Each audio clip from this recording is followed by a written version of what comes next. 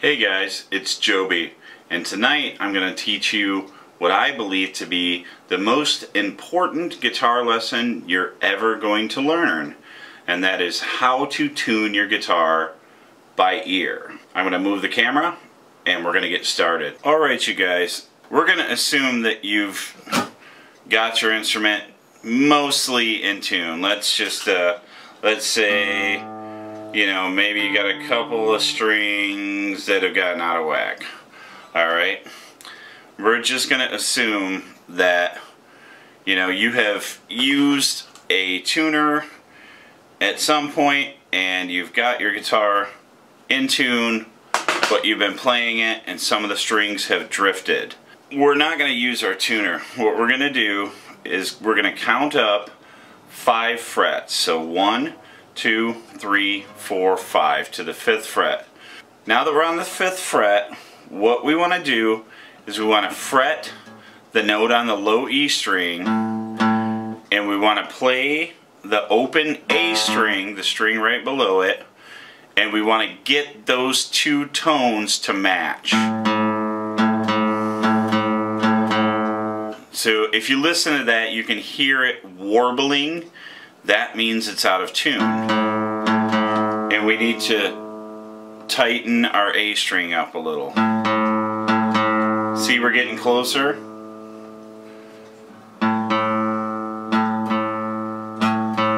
Even closer.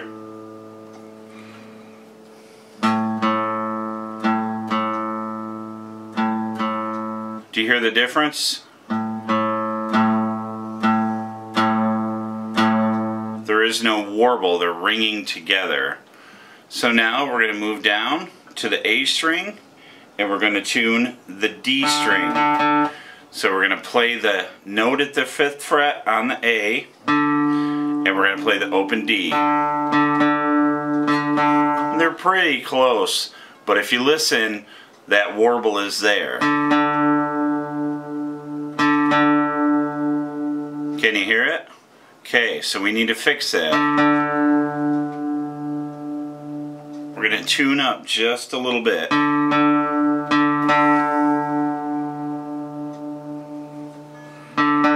Oh, it went too far. I got to come back down.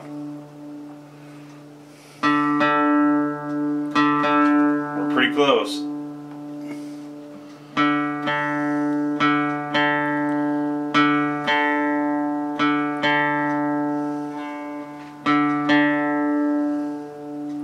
You hear it? Now we're in tune. Now we're going to move down to the next string. Just a little bit out on the G. We just need to tighten it up a little.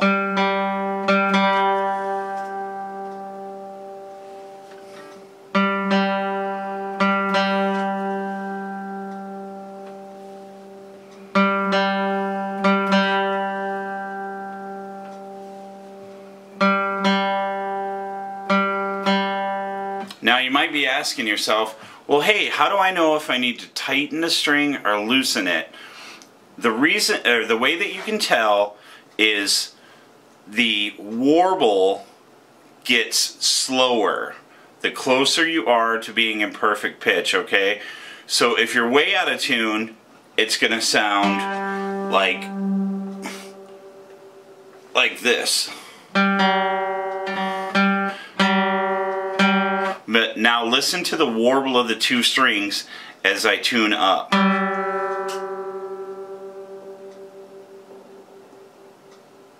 You hear how it slows? And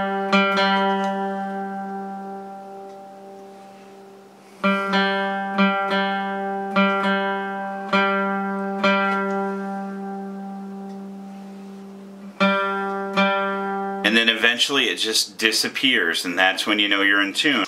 You're going to be able to tell by the warble.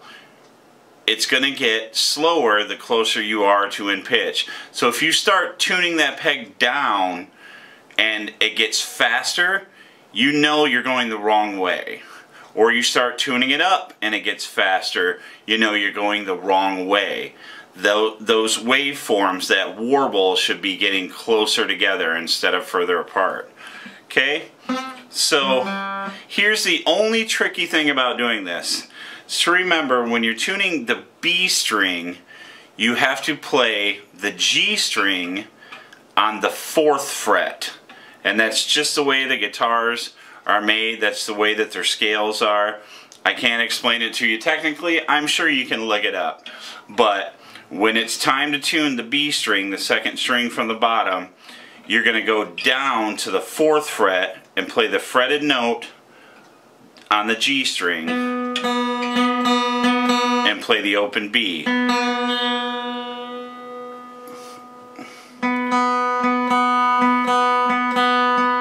And then when we get to the E string, we're going to move back up to the 5th fret again, and we're going to play the fretted note on the 5th fret on the B string and play the open E string.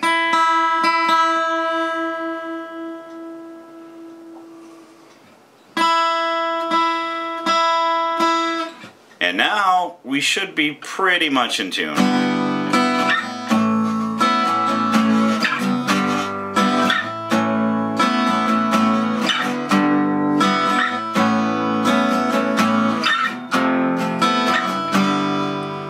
Okay, now one tip I can give you on this is, and this is a lesson I learned from my friend Tim, when you're holding down the string, really when you're playing chords or anything on a guitar, this is a good lesson to know, but this is definitely going to help for tuning. You want to hold the strings, you want to hold the guitar neck the way you would hold a bird or like a baby kitten, something delicate. You want to hold it firmly so that the bird can't fly away, but you don't want to crush it, because check this out, guys. If I crush it, if I hold, you know, my E and A are in tune, but watch, if I really hold down the E string, you hear the warbles back a little?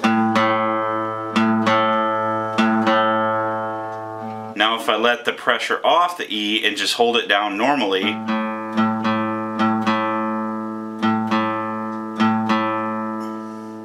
the warble's gone. So if you hold your strings down too firmly, you're actually not getting the proper pitch. Really, the only thing that your string has to do is touch that fret. Once it's touching that fret, making contact with the fret, that's the right amount of pressure. So as long as that sucker stays down and doesn't rattle, you're holding it firmly enough. So don't squeeze the thing to death. Okay? Now you may be asking yourself, what is the point of learning this? I already have a tuner. I've got a tuner app on my iPhone. I've got a pedal tuner on my pedal board. I don't need to learn this. Well, you're wrong, okay? And I'm going to tell you why. Here's the other things that you're going to benefit from learning how to tune your guitar by ear. Number one, first and foremost, you don't have to rely on a tuner. If you're sitting in a backyard or at a barbecue and you've got your guitar and it's out of tune, are you going to sit there and play it out of tune because you can't tune it? Or maybe, you know, you don't have your cell phone for some reason, your cell phone battery died, so now you don't have your tuner app and you can't tune up your guitar because you don't have a tuner. Well, now you can. Now you know how to tune it even though you don't have a tuner laying around.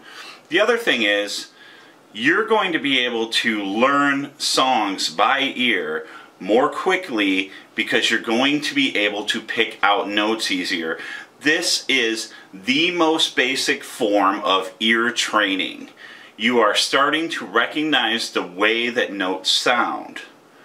Another thing, when you get a little more advanced and you start playing with other musicians, or maybe you form a band, you're going to be the guy in the band who goes, hey man, I think you might need to tune your guitar, because you're going to hear it. And the guy that never ever ever bothered to do this and has to look down at his pedal tuner is not going to hear it. I guarantee it. I've experienced it. I've met many people who have been playing for many years that cannot tune by ear, and it boggles my brain every time. But most of the very professional musicians that I know, they all know how to do this. You know, funny coincidence. But also, it's going to help you with other things. It's going to help you be able to sing. If you want to play guitar and sing at the same time, even if you don't want to be a singer, you should learn how to play guitar and sing, because you're going to become more useful to a band.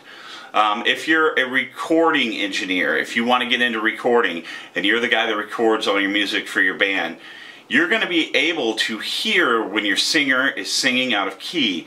You're going to be able to know when your guitar isn't in tune with your bass guitar. You're going to be the guy that understands these things because you learned this and you practiced it. So what I want you guys to do is, anytime you are not playing with another musician, I want you to tune your guitars this way.